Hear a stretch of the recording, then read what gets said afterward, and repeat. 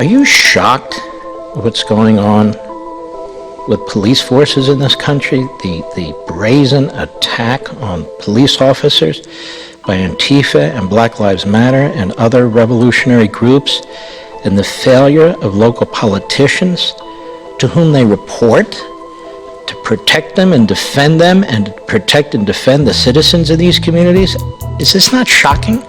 It is shocking. You know, even before the events in Minneapolis, I was speaking, since I became Attorney General again, about how in a full employment economy, which we did have and we will have again, that we have to be careful, because policing is becoming a very difficult and dangerous job, and you have to, in order to attract the best people there, you have to be supportive of them. And I was worried about the vacancy rates and the fact it's hard to keep police in many of our major cities. And then we had this turn of events where they've been demonized. The fact is, generally speaking, we have superb police in this country, very professional forces. And, you know, these events do happen. We have over 600,000 police in this country, and there will be some instances of excessive force. But by and large, it's an excellent police force, and if they're going to be demonized like this, they're not going to work in these cities.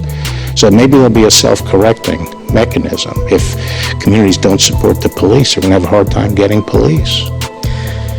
And they're going to depopulate these communities. They're going to leave. Governor Cuomo the other day was begging millionaires and billionaires to stay in New York City. I don't think cooking dinner for them is going to replace safety. Let me read something to you. Gatestone Institute, International Policy, about Antifa. I don't think people really understand Antifa. And they say, empirical and anecdotal evidence shows that Antifa is in fact highly networked, well-funded, has a global presence. It is a flat organizational structure with dozens and possibly hundreds of local groups. And by the way, the oldest group is in Portland. They say Antifa's stated long-term objective, both in America and abroad, and it got its birth in Europe, England, then Germany, then the United States, is to establish a communist world order. And by the way, this information is put out. It's not like we're conspiracy theorists or so forth. In the United States, Antifa's immediate aim is to bring down the demise of the Trump administration. It's an attack on capitalism. They say they're attacking fascism when they're Marxist fascists, such thing. To bring down the Trump administration. It's interesting that one of the co-founders of Black Lives Matter said that one of her focuses is to bring down the Trump administration. What is it about the Trump administration that stands in their way?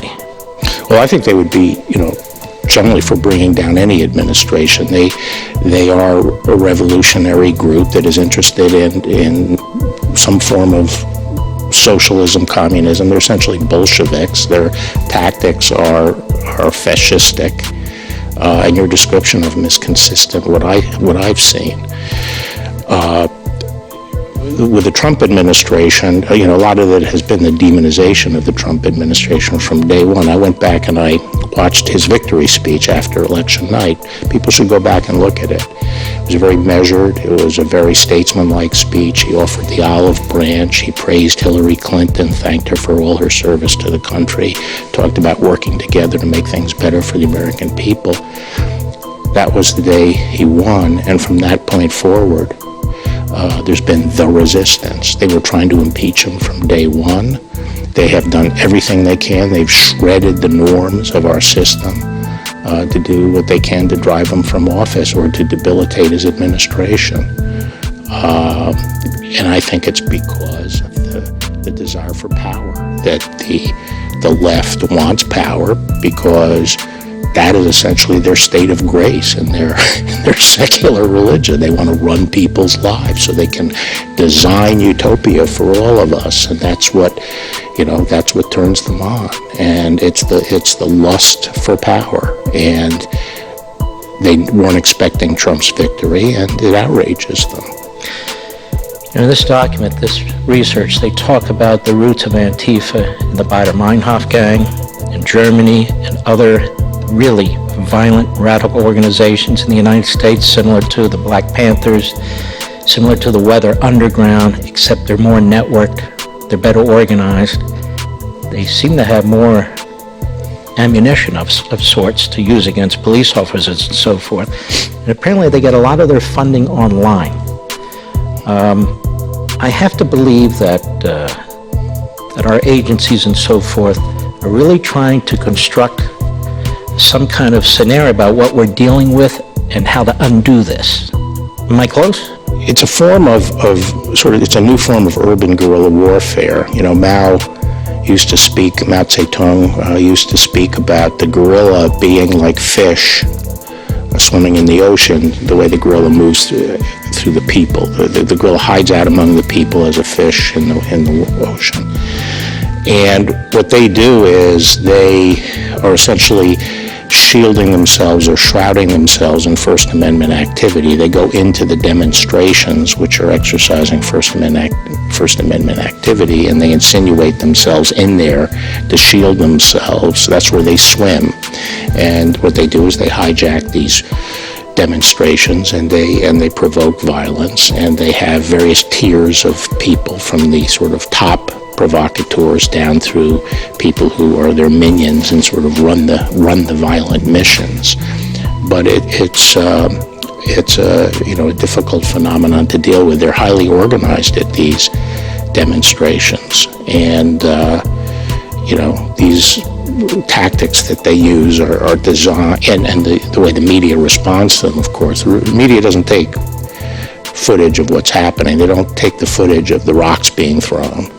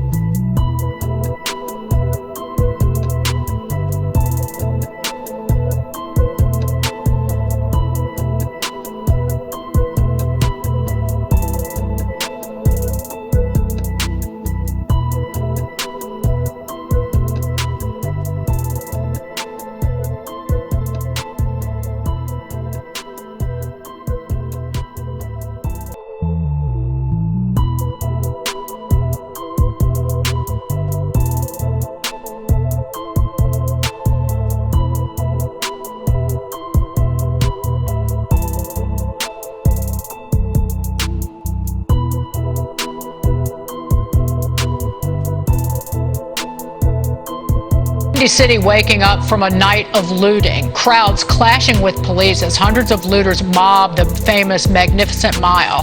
The unrest coming after a man was shot by police on the city's south side. His condition right now is unknown, but officers say he opened fire during a chase, forcing them to fire back.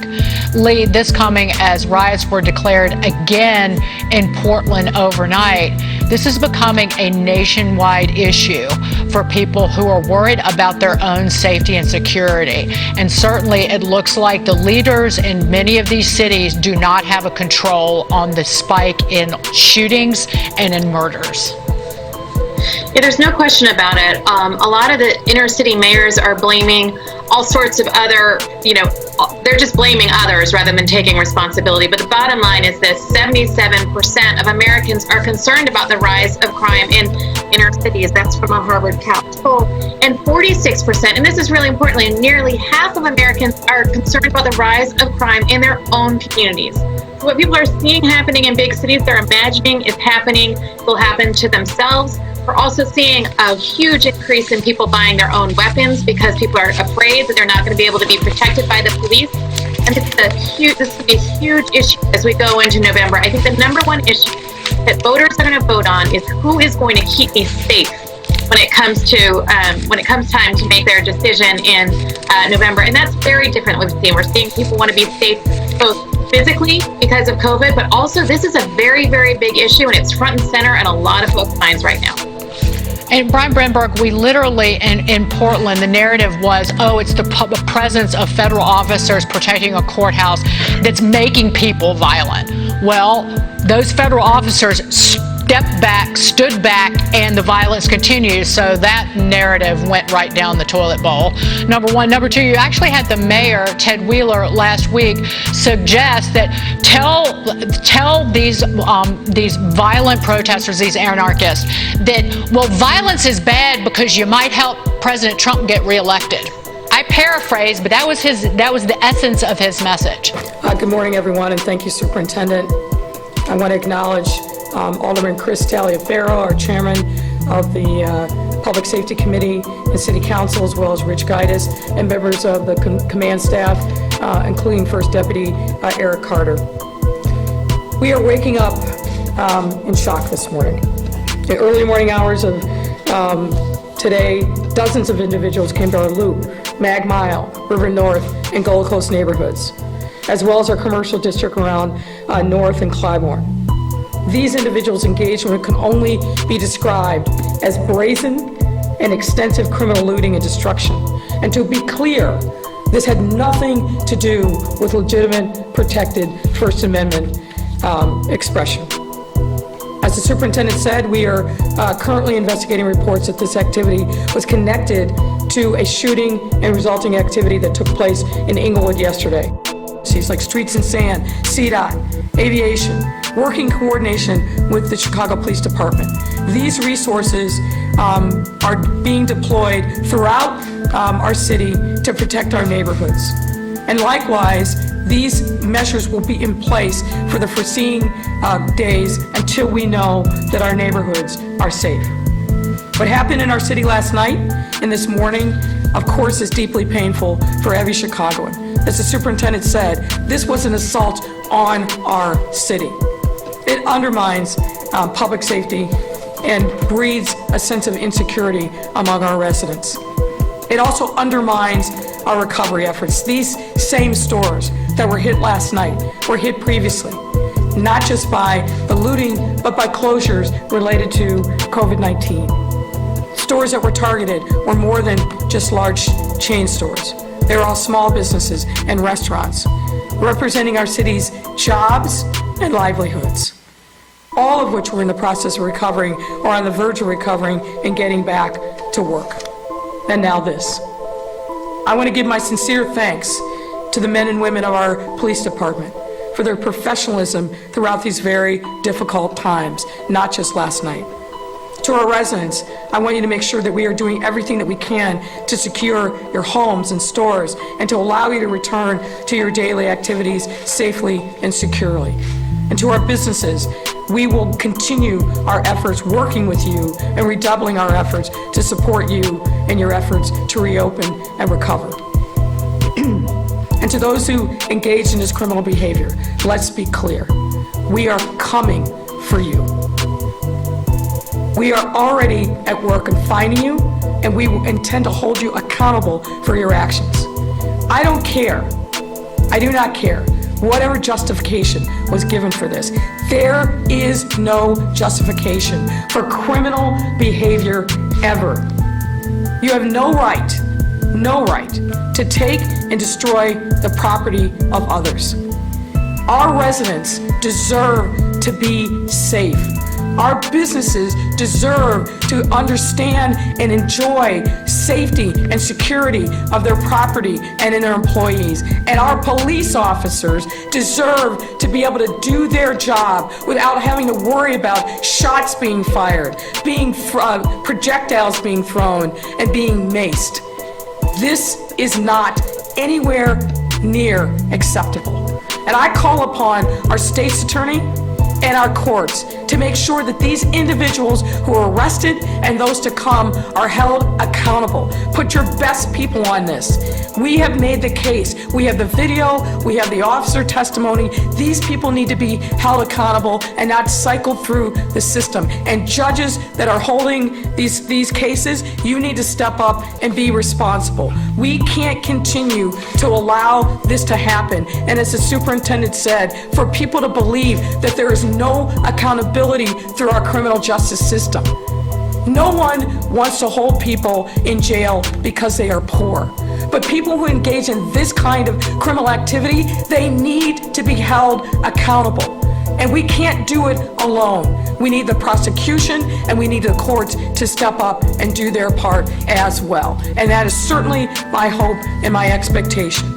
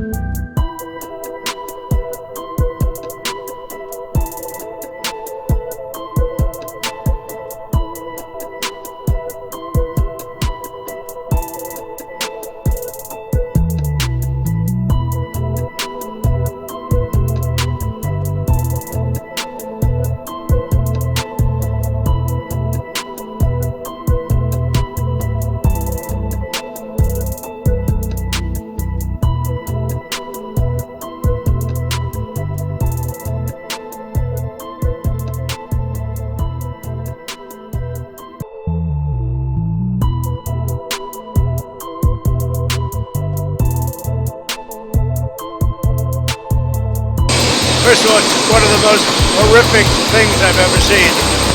But it was a very important call, really led with France and President Macron, who's very close, as you know, to Lebanon.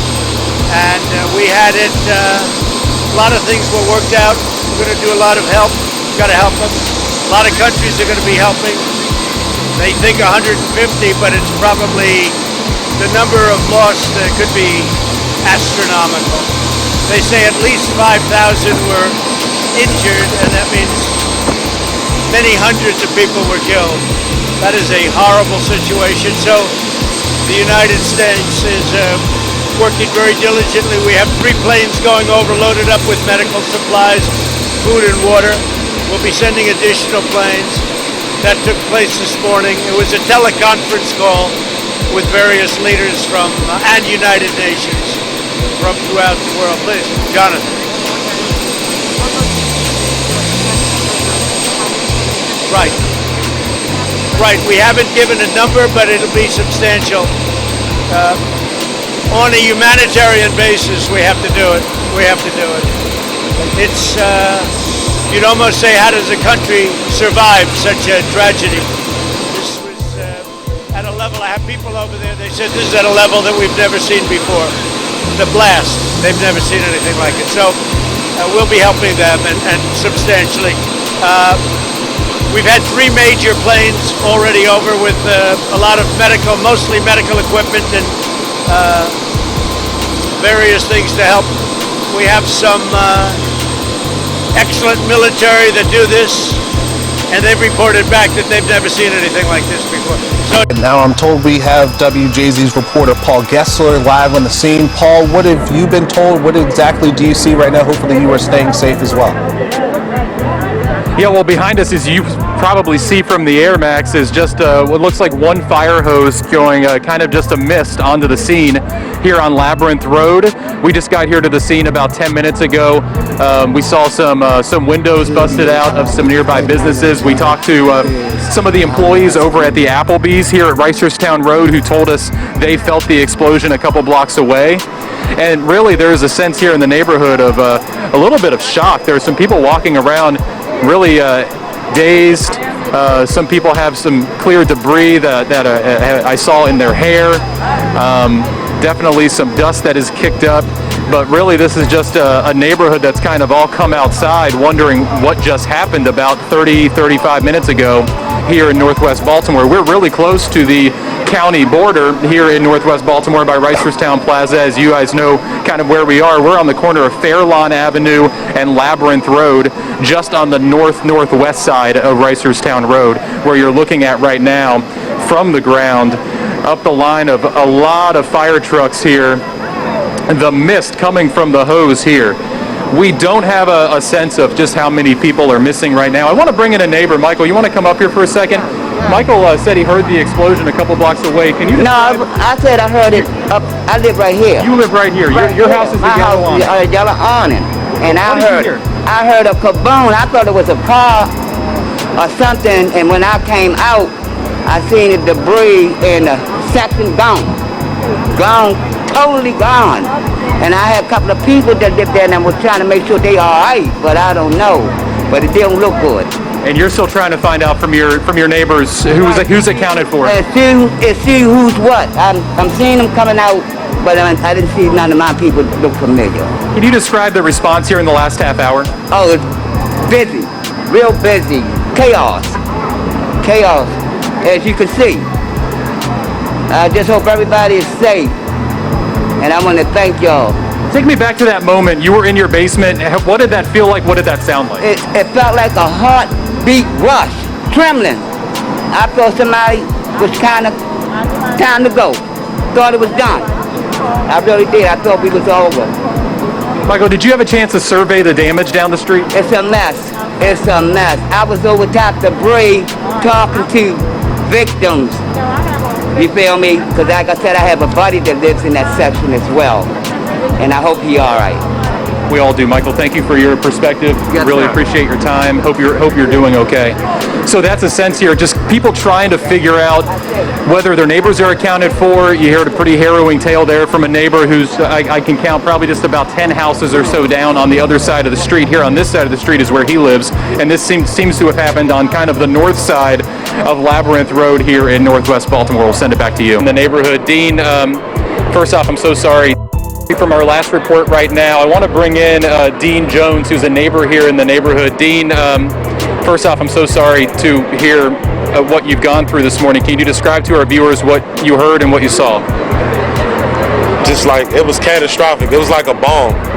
Like, you watch things like in other countries where they have like bombings and things like that. It was like watching it in real life. I mean, telephone poles split. I mean, houses down the block, broken glass. Like, when I initially got there, I could hear a voice just saying help. It's crazy. Like, it's something that I don't ever want to see ever again. I don't want to relive it ever again. Dean, I know you did all you could. Can you describe the moments from when you heard what happened to when you saw what happened to what drove you to go down to the scene? I'm gonna be honest. I was on the porch, and it shook the house. 2 blocks across, 2 blocks over. So basically 4 blocks. And I took off running, and I had no shoes. Somebody had to bring me my shoes. I took off running down the street. Neighbors were looking at me like I was kind of crazy, like, what is going on? Where is it? Where is it? So once I got to the alley, I could see the smoke, and I just took off, and a couple other neighbors joined with me. And I was just like, let's just see if there's anybody in here. And we started calling out, is anybody in there? Is anybody in there? And I could hear like a voice, like, help, help. So we just started digging in, moving bricks. I mean, everything, all kinds of debris, like parts of a fence. Like, we wasn't even thinking. Like, you just, you can hear gas, like, in the background. It was crazy. Thank you. I mean, listen, this is a tragedy. What we need Baltimore to do right now is pray. Pray that we're able to find folks. Pray that we're able to get these folks out of here. You can see the devastation that this has caused for the community. You can imagine the pain and frustration that folks are feeling. We have to be thankful to our first responders, fire, EMS, emergency management. Thankful to the Baltimore County for their assistance. But right now, this is just something that we all have to be hopeful as they continue to work that we're able to get more people out of it.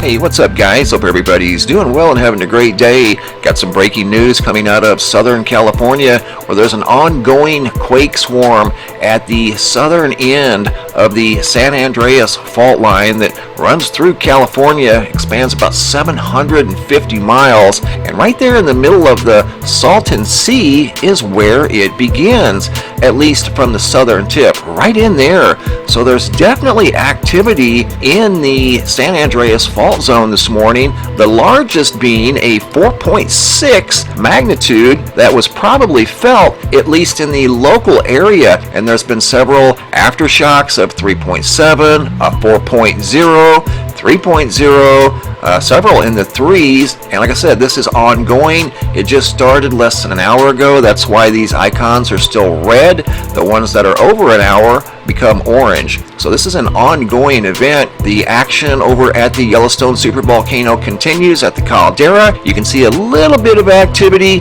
from the recent 4.6 over in California on some of the seismos, but the San Andreas fault is a big deal, and anytime there's movement on the San Andreas, it's quite significant. And this is coming out of what's called the Salton Trough, and that's in the Salton Sea down here in Southern California. So once again, a ongoing quake swarm in the Salton Sea that would be at the southern tip of the San Andreas fault line. If you guys are new viewers, make sure you subscribe to the YouTube channel. Click on this bell, that way you'll be notified each time I upload a new video. If you're current subscribers, simply double check, make sure you're still subscribed, and make sure that bell is still activated. Thanks for watching, have a super day, and be safe out here. An interesting start to this Sunday. Much of the viewing area shaken by a 5.1 magnitude earthquake. We want to get straight over to meteorologist Chris Mulcahy. Chris, you are tracking this earthquake. Just tell us some of the significance about this earthquake. This is rather large for our viewing area. Well, Kendall, first off, this is historic right now. This first started as a 2.3 magnitude earthquake, and that's where you can barely feel it, or you're starting to feel it, and that was yesterday. So that would be what's called the foreshock, meaning before usually a bigger magnitude earthquake, as we saw today. 5.1, as far as this measures for the history of North Carolina, the strongest was 1916 at 5.5. We had a similar one, about a 5.1 back in 1861, and then there was also a Mitchell County earthquake back in 1926. Listen to some of those years. This is the strongest earthquake that we've had in North Carolina for 100 years. So this is significant. So what does a 5.1 even mean? Well, first off, look where this started. It started pretty much on the border of North Carolina and Virginia, but it's all the way down here in the Lancaster County that we actually had some effects. So getting some of our viewer emails in here, this one right here said, I live in South Lancaster County, and it was strong enough to shake its China cabinet. Think about that. This is about 100 miles away. So let's put on our measuring scope to actually see how far away this was affected. So this was just southeast of Sparta, North Carolina, again, right on the border of Virginia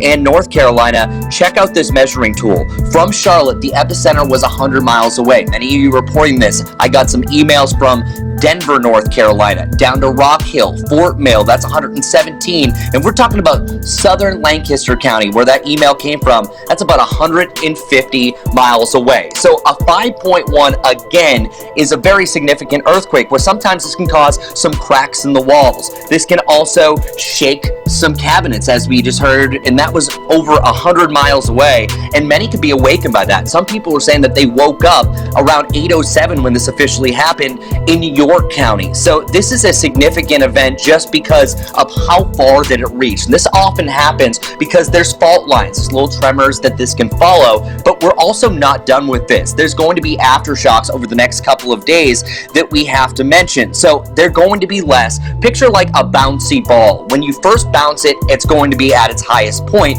just like the earthquake will be at its strongest point. So likely anyone who felt it could feel a little bit more of those 2s or 3s over the next day. Even a little bit later on, as far south as maybe Hickory, you could be feeling some of these tremors. But this looks to be the big one, and again, a historic event where a 5.1, again to reiterate, can move some furniture. Light shaking and some property damage is likely around where this epicenter took place. This is historic, everyone. So hopefully everyone is okay. The further that you get away from it, it's mainly just kind of a shock and awe to the system. But this one is going to go down into the history books. The most recent one trying to reach back in the history books was 1981, 3.5 magnitude earthquake in Henderson County, but this one was a big one. So keep on sending us any information that you have on Facebook. WCNC.com is going to be updated through the day. This is the major story. As for the weather, all is going to be well today.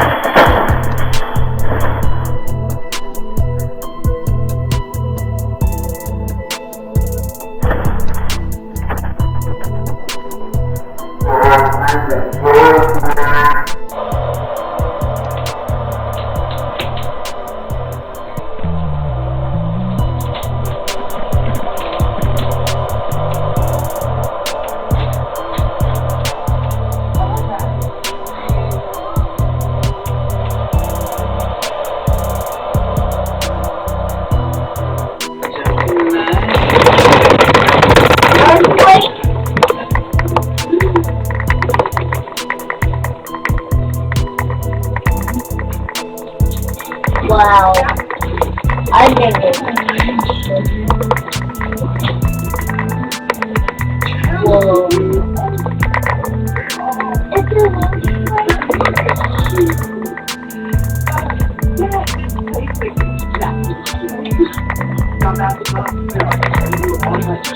Emma, there's an earthquake.